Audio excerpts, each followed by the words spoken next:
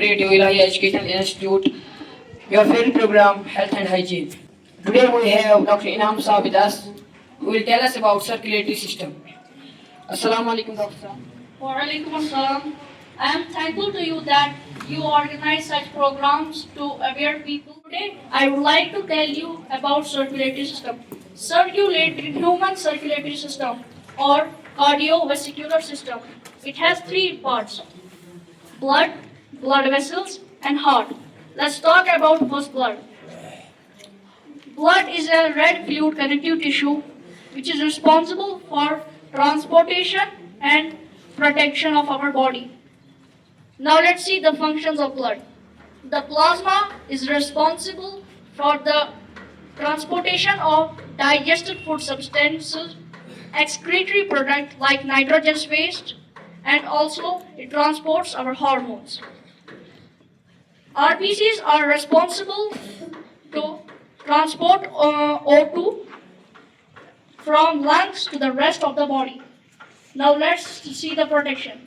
WBCs are responsible to fight against pathogen, infection, bacteria.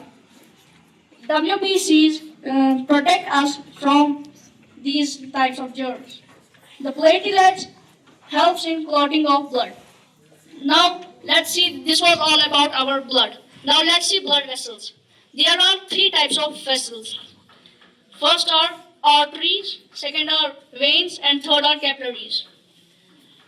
Arteries have oxygenated blood. That means O2 content is very high. Arteries are also present in our heart, and the veins are also there.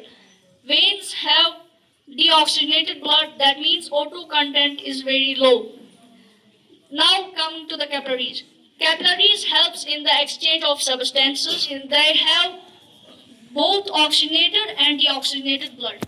Now let's discuss about heart. How our heart works. Our heart is made up of cardiac muscles, which means involuntary muscles. We don't have control on them. And heart also helps us in pumping of blood. Heart is as big as fist and they're located in the chest cavity. When we breathe in, we inhale oxygen. It is carried by pulmonary vein. Pulmonary vein is the only vein which carries oxygenated blood.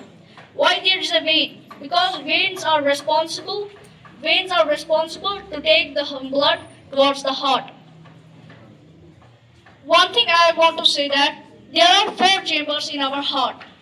Upper chambers are called atrium and lower chambers are called ventricles. The right side of the heart carries deoxygenated blood and the left side of the heart carries oxygenated blood. The upper two chambers receive blood and the lower two chambers pump the blood. There are also valves present in our heart. The right side valve is called tricuspid valve and the left side of valve is called bicuspid valve. These valves continuously opens and shut. The opening and shutting of this valves causes the sound lub dub lub dub.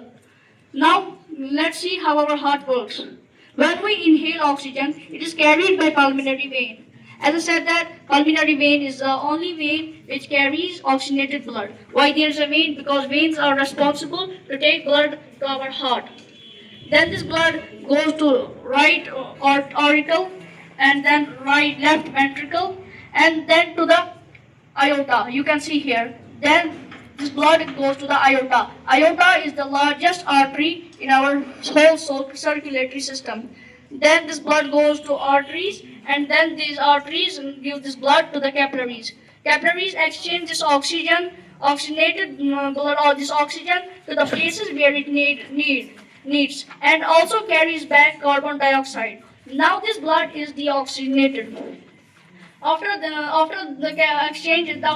our capillaries exchange the oxygen onto the places where it needs, it also carries back carbon dioxide. Now this blood goes to the veins and then to the superior vena cava. You can see here. Vena cava is the largest vein in our whole circulatory system. Then our blood goes to the right atrium, and then to the right ventricle, and then to the pulmonary artery. Pulmonary artery is the only artery which carries deoxygenated blood. Again, why there is an artery? Because arteries are responsible to take away our blood from the heart. Then this carbon dioxide goes to alveoli, and we exhale it. This is all about our circulatory system. Hope you understand. Thank you, Dr.